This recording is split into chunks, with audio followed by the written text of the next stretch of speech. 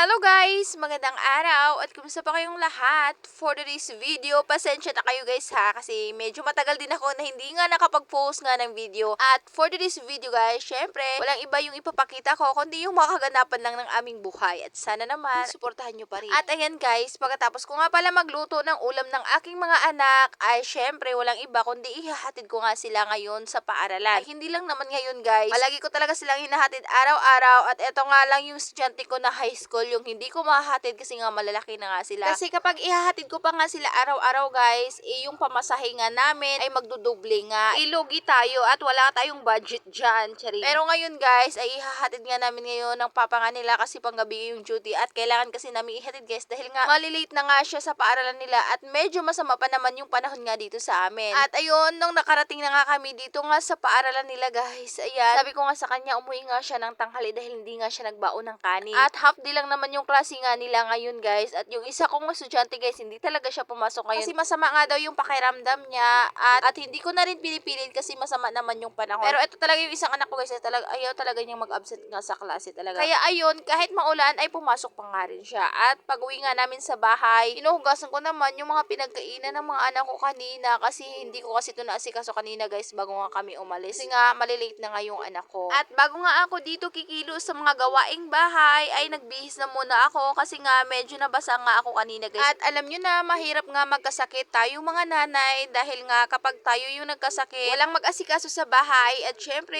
lalo na sa ating mga anak kapag tayo yung nagkakasakit. Kaya kailangan talaga din natin mag-ingat sa ating sarili. At pagkatapos ko nga mahugasan etong mga plato, syempre sinunod ko na mahugasan guys etong lutuan namin. Tingnan nyo naman, nangingitim na talaga to, nangangalawang na talaga tong lutuan ko. Pero ayan, okay pa naman yan guys. Tatanggalan ko lang ng konting kalawang yan ay okay na rin yan. Pagkatapos kong mahugasan itong mga plato, ay nilagay ko naman dito nga sa lagayan namin ng plato guys. Pagkatapos kahit masama yung panahon guys, ay naglalaba pa rin ako kasi nga wala nang masusot yung mga anak ko guys at tambak na nga rin yung labahan ko nga doon sa loob ng CR. Alam nyo naman na sobrang liit nga lang yung CR namin. At pagkatapos ko maglaba guys, eto yung resulta. Tingnan nyo naman itong kamay ko, namumula nga. Kaunti nga lang yung namumula sa kamay ko guys, pero napakahapdi talaga guys, lalo na kapag mabasa nga ng tubig. Pero no choice tayo dahil walang ibang kikilos nga dito sa bahay kundi tayo pa rin. At ayan guys, bandang hapon na ngayon guys, sobrang lakas nga ng ulan. Kaya hinugasan ko na muna itong mga pinagkainan nga namin kaninang tanghali.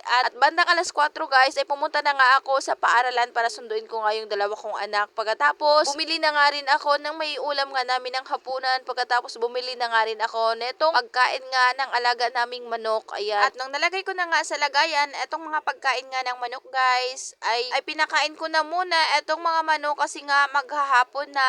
At pagkatapos sinabi ko naman ito at inasikaso ko na rin etong ang ulam nga namin ngayong hapunan. At syempre walang iba kundi sinigang kasi nga yung unang nagsigang nga ako nito guys ay sobrang sarap na sarap talaga kami. Kaya ayun guys, napasigang ulit ako nitong corned beef. At syempre alam nyo naman na yung mga bata nga ay hindi nga kumakain nito, kaya nilutuan na nga lang namin sila ng itlog. At ayun guys, pagkatapos ko mahimay yung mga gulay ay nagsaing na muna ako ng kanin. Kasi nga baka makalimutan ko pa yung pagsaing tapos nakaluto na ako ng ulam. Nako, masarap pa naman kumain kaagad lalo na nga kapag mainit pa nga itong sabaw. At ayun guys, pagkatapos ko nga pala masalang yung kanin ay nagisa na nga rin ako ditong mga sangkap guys. Etong bawang, sibuyas at kamatis. Pagkatapos, at ayun guys, nung masangkotsa ko na nga etong mga sangkap, pagkatapos nag-aromatic na nga siya guys. Naglagay naman ako dito nakatamtamang tubig lang at sinabay ko na nga rin paglagay etong mga gulay. Pagkatapos sinakpan ko lang siya saglit at aantayin ko lang na kumulo. At kapag kumulo na guys, nilagay ko na nga rin dito etong corned beef kasi mabilis lang naman tong lutuin. At syempre, hindi to matatawag sinigang kapag walang sinigang mix, o diba? At ayun guys, pagkatapos ko matimplahan, last ko namang nilagay etong ang kangkong. At ayan, luto na. Kain po tayo. Thank you Lord sa lahat ng blessing. Sobrang sarap nga nito guys, kaya try nyo rin. At yan lang muna for today's video. Maraming salamat po sa inyong panonood. God bless!